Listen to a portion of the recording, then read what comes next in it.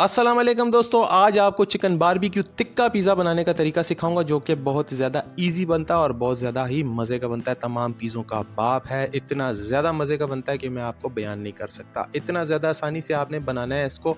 और आज आपको मुकम्मल रेसिपी बताऊंगा समेत डो के कि किस तरीके से आपने इसकी डो बनानी है, फूलने वाली रोटी भी बनानी है। तो ये आप पिज़्ज़े की लुक देख सकते हैं। इंशाल्लाह आज आपको ये पिज़्ज़ा सिखाऊंगा और आपने कहना है कि भाई वाह, मज़ा ही आ गया।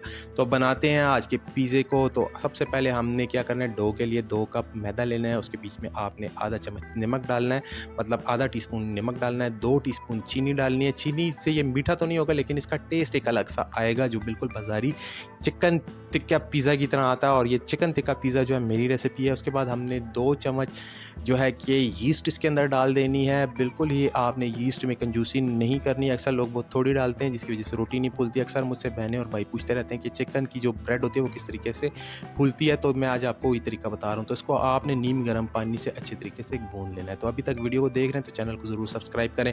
उसके बाद प्लास्टिक के बर्तन में आपने जो है बिल्कुल ढीला ढीला गूंद के आपने छोड़ देना है। नीचे आपने ऑयल लगा देना, ऊपर भी ऑयल लगा देना, ऊपर ढक्कन लगा के आपने आधे घंटे के लिए रख देना है। अब बारी आ जाएगी हमारे टिक्का बनाने की। तो मैंने 1 पाव ब्रेस्ट का पीस ले लिया, मैंने मतलब कि चिकन की जो चेस्ट पीस होता है वो वाला आपने ले लेना है। बोनलेस लेना है, बिल्कुल भी हड्डी नहीं होनी चाहिए। तो इसके अंदर हमने जो है सिरका बीच में डाल दिया है। तो इसको अब हम थोड़ी देर के लिए ऐसे मिक्स करके रख देंगे। फिर कुछ देर के बाद हमने इसके अंदर मिसालों को ऐड करना है। तो ये आपने याद रखना है, मैरिनेशन करना बहुत ज़्यादा ज़रूरी होती है। तो अब हमने क्या लिया, सूखा धनिया ले लिया है साबुत।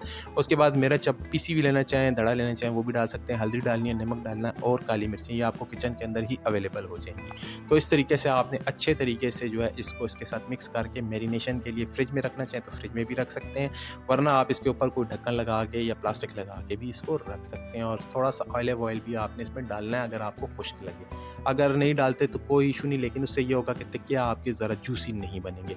अब बारी आएगी, मतलब मैरिनेशन के बाद आपने इन टिक्कों को अच्छे तरीके से सीखों के ऊपर लगा देना है। सीखों के ऊपर आपने थोड़े खुले खुले टिक्के लगाने ताकि मिड से पकें ज़्यादा, इनको हमने पकाना नहीं है।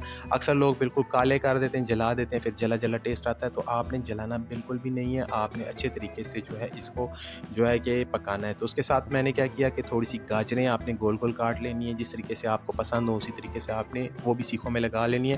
तो बिल्कुल ही माइक्रोवेव, चूल्हा, देश का कुछ भी मैंने इसमें इस्तेमाल नहीं की है। सिंपल पुरानी लकड़ियाँ ली हैं, छत के ऊपर पड़ी हुई जो लकड़ियाँ होती हैं वो आप यूज़ कर सकते हैं, घर में कहीं पे भी पड़ी होती हैं। तो बस घर में जो पुरानी ईंटें हैं वो भी आपने ले लेनी है। इसी तरीके से आपने अंगीठी बना लेनी है और उसके ऊपर आपने अपनी सीखें लगा देनी है और ये अच्छी तरीके से पक जाएंगी। ये आप घर में भी बना सकते हैं, आउटडोर भी बना सकते हैं, कहीं जंगल में भी जाएँ तो वहाँ पे भी आप बना सकते हैं। तो आपने इसी तरीके से तिक्के जो हैं कि सीखों के ऊपर लगाकर अच्छे तरीके से पका लेने हैं। अब ये देखें तिक्के पकना शुरू हो गए हैं। आपने किस तरीके से इनको रखना है, बिल्कुल सेम एज़ इट यही वाला आपने इसको थोड़ा-सा पकाना है। ये बहुत जल्दी गल जाएँगे क्योंकि इसके अंदर हमने सिरका डाला हुआ है। तो ये देखें अच्छे तरीके से गल चुके हैं, बिल्कुल पक चुके हैं। इनको बस थोड़ी देर और हमने पकाना है, जलाना नहीं है। तो अब इसकी फाइनल लुक आपको दिखा देता हूँ। ये देखें बिल्कुल ऐसी फाइनल लुक आने वाली है। साथ में हमने इसको बिल्कुल ऐसा स्मोकी सा जो है कि एक टच देना है। बिल्कुल ही आपने गोश्त को गलाना नहीं है। ये ना हो कि आप गोश्त को इतना ज़्यादा गला दें कि फिर गोश्त जो है कि टूटना शुरू हो जाए, बल्कि एक-एक धागा-धागा होना शुरू हो जाए। तो अब बारी आ जाएगी पिज़्ज़ा सॉस बनाने की। इसके बाद ये इसको हम ठंडा होने रख देंगे, बहुत ज़्यादा गर्म है। तो उसके लिए हमने क्या किया कि तवे के ऊपर थोड़ा-सा मसाला जो घर में मौजूद होता है उसको गर्म कर लिया। बीच में हमने दड़ा मिर्चें डाली, सूखा धनिया डाला, अदरक लहसुन डाली। उसके बाद हमने इसके अंदर जो है थोड़ा सा केचप डालकर इसको अच्छे तरीके से मिक्स कर लेना है। ये याद रखना है, मिर्चों को थोड़ा पका लेना, वरना आपको बार बार खांसी आएगी, गले में आपके दर्द होगा, लगेगी आपको।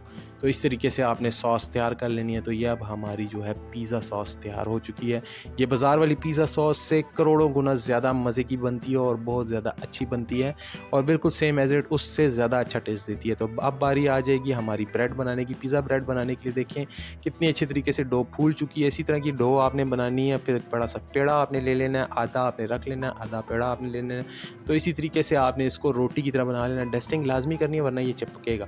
तो उसके बाद आपने कोई भी थाली ले लेनी है बाज़ार से, कोई भी किस्म का आपको सांचा लेने की ज़रूरत नहीं है। सिंपल बड़ी थाली आपने, देसी का ढक्कन, उसके ऊपर भी आप इसको बना सकते हैं। लेकिन ये आपने याद रखना है कि रोटी को आपने साइडों से जो है कि मोटा करना है और मिड से आपने पतला करना है, मतलब कि बिल्कुल ही आपने मोटा नहीं रखना, वरना मिड से उस तरीके से पकेगा नहीं जिस तरीके से आप चाहेंगे। तो मिड हमने इसलिए पतला रखा होता है कि इसके अंदर हम मसाला वगैरह डालते हैं। तो ये देखिए अब हमारी रोटी बन के तैयार हो चुकी है, बिल्कुल अच्छे तरीके से लग चुकी है और अब इसके अंदर हम सुराखें कर लेंगे। आप कांटे की मदद से कर सकते हैं, माचिस की तीली की मदद से कर सकते हैं। अंदर आपने थोड़ी बहुत सुराखें कर लेनी है ताकि जो है कि गर्मी जो है आर पार हो, मिड में जो मसाला है वो अच्छे तरीके से पक जाए। अब आ गई पिज़्ज़ा सॉस की बारी। पिज़्ज़ा सॉस हमने अच्छे तरीके से इसके ऊपर लगा दी जो हमने बनाई है। इसको आपने अच्छे तरीके से मिड में लगाना है, ये याद रखना साइडों पे नहीं लगाना आपने, अक्सर लोग साइडों पे लगा देते हैं। उसके बाद मैंने क्या किया है कि सिंपल जो बाज़ार से मैंने पनीर लिया उसको मैंने मेयोनीज़ के अंदर मिक्स करके इसके अंदर डाल दिया और इसी तरीके से आपने भर देना है इसको। अगर आप भरना नहीं चाहते, थोड़ा लगाना चाहते हैं वरना मेयोनीज़ आप लगाना चाहते हैं तो मेयोनीज़ भी आप लगा सकते हैं। कोई भी इसमें रॉकेट साइंस नहीं है, इतना ज़्यादा मज़े का बनता है कि आपको बता नहीं सकता। और अगर आप चाहें तो वो जो पतली चीज़ होती है जिस तरह मोज़रेला चीज़ होती है वो जो बिल्कुल तार बन जाती है वो भी डाल सकते हैं। लेकिन हम बना रहे हैं चिकन टिक्का पिज़्ज़ा, तो ये जो चिकन टिक्का बारबेक्यू पिज़्ज़ा होता है ये ज़रा खुश-खुश होता है। इसके अंदर जब बोटियाँ आप डालते हैं तो ये इतने मज़े का होता है। एक तो रोटी क्रंची और नरम-नरम होती है और साथ में आपके जो टिक्के होते हैं वो भी काफ़ी ज़्यादा क्रंची होते हैं, आपके दाँतों के नीचे आते हैं, ज़ुबान पे लगते हैं तो मज़ा आता है। तो अब बिल्कुल भी कंजूसी आपने नहीं करनी, जितने भी आपने टिक्के बनाए होंगे आपने इस पिज़्ज़ा के जो ब्रेड है इसके मिड में रखना है, बिल्कुल साइडों पे आपने नहीं लगने देना। इसी तरीके से आपने फैला लेना है कि नीचे की जो जगह है बस थोड़ी-थोड़ी नज़र आए, ज़्यादा नज़र नहीं आनी चाहिए। फिर उसके बाद आपने इसको बिल्कुल प्रॉपर अच्छे तरीके से देखें जिन-जिन जगहों पर जो है कि आपका जो तिक्का नहीं पड़ा हुआ उन जगहों पे भी आपने तोड़-तोड़ के टिक्के डाल देने हैं ताकि पिज़्ज़े के हर पीस के अंदर कम से कम 4 से 5 जो है टिक्के के पीस आएँ यानी बोटियों के पीस आएँ। जब ये आप खाएँगे तो आपको बहुत मज़ा आएगा। तो प्याज़ आपने ले लेने हैं जो आपने सीखों के ऊपर चढ़ाए थे, पकाए थे, जो बिल्कुल दरमियाने से आपने पकाए थे वो डाल देने हैं और उसके बाद पनीर के लंबे-लंबे पीस डाल देने हैं। अगर चाहें तो आप मोज़रेला चीज़ भी डाल सकते हैं, चेडर चीज़ भी डाल सकते हैं। लेकिन मैं पहले ही आपको बता रहा हूँ कि हमने तार वाला नहीं बनाना। तार वाला जो पिज़्ज़ा होता है वो आपको मैं फिर किसी दिन बनाने का तरीका सिखाऊँगा। तो आज जो पिज़्ज़ा है हमने इसको बनाना है हमने अंगारों के ऊपर। तो अब ये हमारा जो पिज़्ज़ा है ये आखिरी लुक में बिल्कुल तैयार हो चुका है। ऊपर मैंने इसके जो है कि शिमला मिर्चें वगैरह भी डाल दी हैं और ये अब आपके सामने लुक तैयार है। बिल्कुल साइडों से जो है कि मैंने इसको छोड़ दिया और मिड में तमाम मसाला डाल दिया और अब हमने इसको अंगारों के ऊपर रख दिया। अंगारे बहुत ज़्यादा गर्म हो चुके हैं तो अब ये अब आस्ता-आस्ता से नीचे से पकना शुरू हो जाएगा। 2-3 मिनट आपने इसको ऐसे खुला पकाना है। फिर उसके बाद साइडों पे आपने ईंटें रख देनी है या कोई भी चीज़ आपने रख देनी है और उसके ऊपर आपने एक जो बड़ा देचका आपके घर में होगा उसका ढक्कन ले लेना है।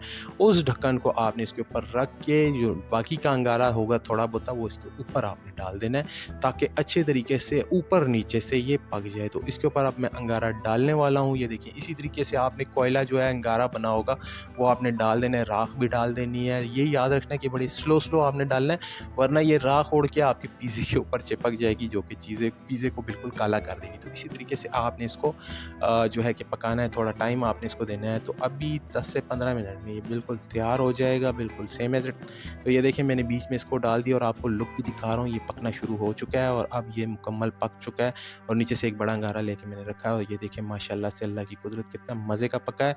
तो इसी तरीके से आप भी पिज़्ज़ा बना सकते हैं, बहुत ज़्यादा आसानी से आपका बन जाएगा। बच्चे बहुत शौक से खाते हैं। इसके ऊपर केचप डालें, मेयोनीज़ डालें, जो आपका दिल करे इसके ऊपर डाल के आप खाएँ। चटनी डाल के खाना चाहते हैं वो भी डाल के खाएँ। इतना ज़्यादा मज़े का ये पिज़्ज़ा बनेगा।